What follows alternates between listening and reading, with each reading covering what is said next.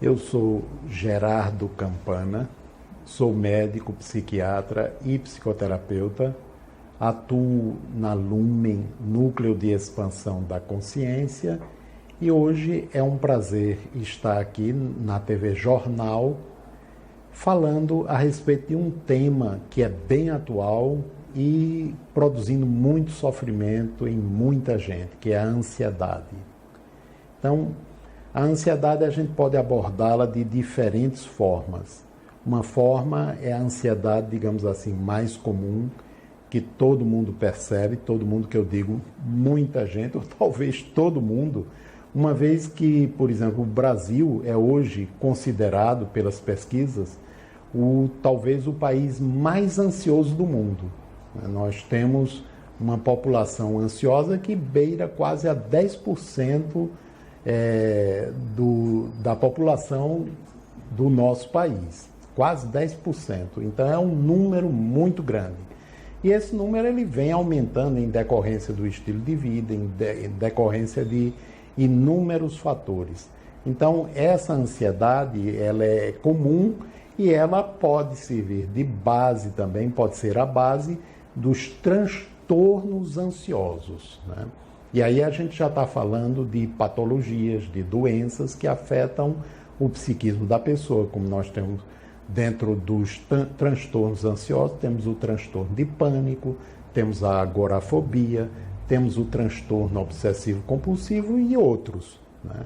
Na ansiedade que mais comumente se fala, é aquele padrão do indivíduo que é apressado, né? Aquele padrão do indivíduo que é inquieto, ele vive numa apreensão com a sensação como se algo ruim fosse acontecer e a mente continuamente projetada ao futuro. Ele vive pensando, como é que vai ser? Será que vai dar certo? Eu vou conseguir? Eu não vou conseguir? Isso não é propriamente, digamos, uma patologia. Mas se a pessoa não se cuida, ela não reeduca a sua própria mente, né? Não se reeduca, isso pode avançar e, se não chegar a um transtorno propriamente dito de personalidade, acarreta prejuízos do ponto de vista orgânico. Quantas patologias hoje em dia, por exemplo, hipertensão, diabetes e por aí afora, tem também como base a própria ansiedade, né? Quantas pessoas com quadros hipertensivos, se tratando de hipertensão, e que se trabalhasse no sentido de diminuir o estresse, a ansiedade, provavelmente reduziria bastante o nível da hipertensão dela, diminuiria até talvez os medicamentos que ela toma, né? Com relação aos transtornos ansiosos, né, que é muito falado, o transtorno de pânico, que eu não citei anteriormente, o transtorno de pânico, e que acomete um número grande de pessoas, não é?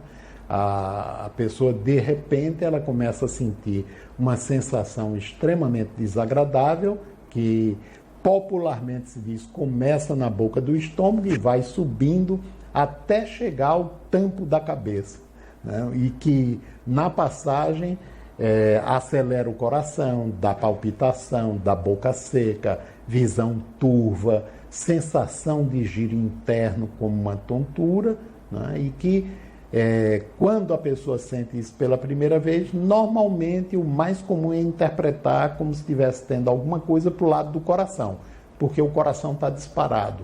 E aí sai correndo em busca de socorro médico, e aí o médico faz o eletro, faz os exames, e do ponto de vista clínico, né, a pessoa não tem nada no coração e diz, não, está tudo bem, você deve estar estressado. A pessoa não acredita, acha que ocorreu alguma coisa e depois vem a segunda crise. Daí por diante é uma peregrinação por consultórios tentando encontrar o que está ocorrendo. Hoje, felizmente, a maioria dos clínicos, dos cardiologistas, se não todos, já sabem diagnosticar a síndrome do pânico e encaminham a pessoa para o psiquiatra, para a psicoterapia, né? E é quando a pessoa começa a ter um atendimento adequado que poderá levá-la, no espaço de tempo possível para aquela pessoa, à resolução daquele quadro, que é muito doloroso e muitas vezes limitante, né? Então, isso é muito importante da gente saber. Dentre outros quadros ansiosos, né, nós temos, por exemplo, a ansiedade generalizada, né, que a sensação é tão desagradável e tão intensa que a pessoa também pode até interpretar como se estivesse morrendo, né, como se fosse ter um treco a qualquer momento, porque aquilo é desagradável, é doloroso e é impactante para a pessoa. E o pior é quando aquilo ali começa a se tornar frequente na vida da pessoa. Então, nesses quadros, normalmente o indivíduo ele precisa da assistência médica, medicamento para poder diminuir o nível do sofrimento e precisa da assistência psicológica, psicoterapia, para que ele possa entender o que é que está se passando. Esses quadros eles não vêm, na maioria das vezes, sem mais nem menos. Eles vêm no conjunto que compreende padrões de personalidade predisponentes, né? Mas circunstâncias de vida que favorecem a eclosão da situação e uma personalidade prévia.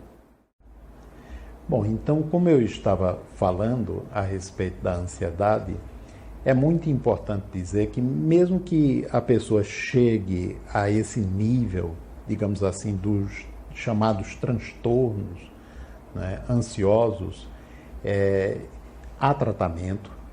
Os tratamentos normalmente são efetivos, né? Tem medicamentos que são muito bons, que quando necessário entram para ajudar a diminuir o nível de sofrimento e diminui bastante em muita gente. Agora, é óbvio, a pessoa não vai ficar só no medicamento, né? Porque o medicamento ajuda a controlar, ajuda a diminuir bastante o nível do sofrimento. Mas aquilo que está motivando a emergência, ou que motivou a emergência daquele quadro, continua dentro da pessoa.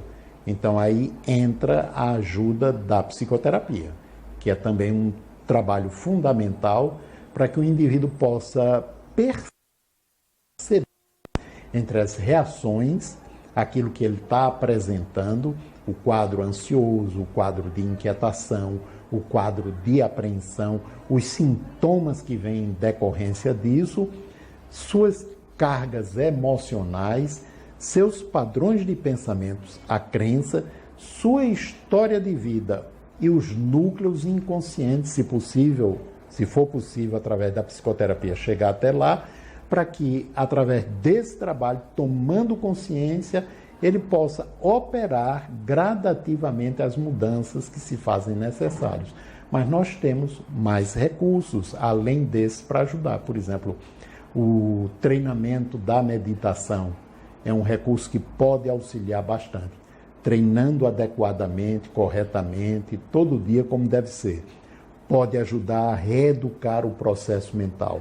A atividade física, né, pode ajudar a diminuir bastante o quadro ansioso.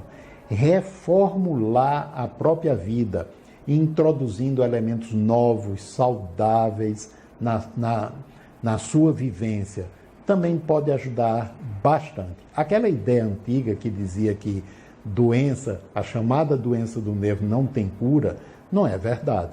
Quando há um bom acompanhamento, há um tratamento eficaz, a pessoa pode chegar a ponto não só da resolução, mas muitas vezes, pelo processo de compreensão daquilo que ela está vivendo, ficar até melhor do que antes, né? Quando ela estava com padrões de personalidade, vivências internas que predispuseram ao surgimento daquele quadro.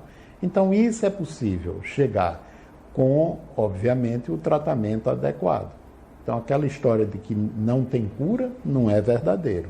Tem sim, desde que a pessoa tenha o atendimento que seja multidisciplinar e adequado para cada caso, né?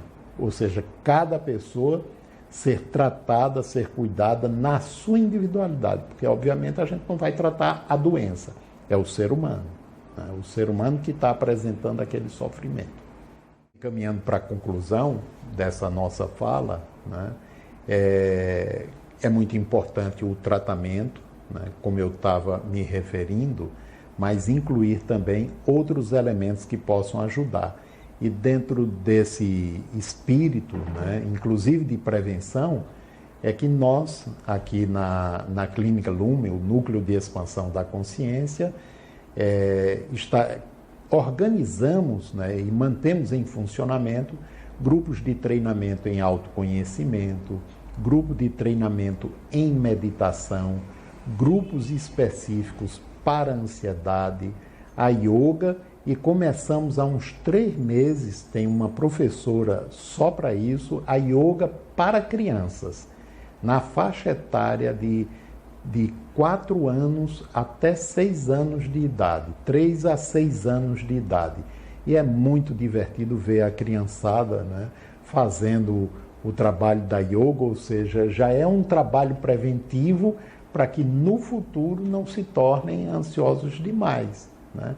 Então, quero agradecer a oportunidade de estar aqui, né, ao TV Jornal, à Conceição, né, de poder levar essas informações para um público maior, para que todos possam saber que a gente não precisa chegar ao ponto do transtorno, do caso mais grave da ansiedade.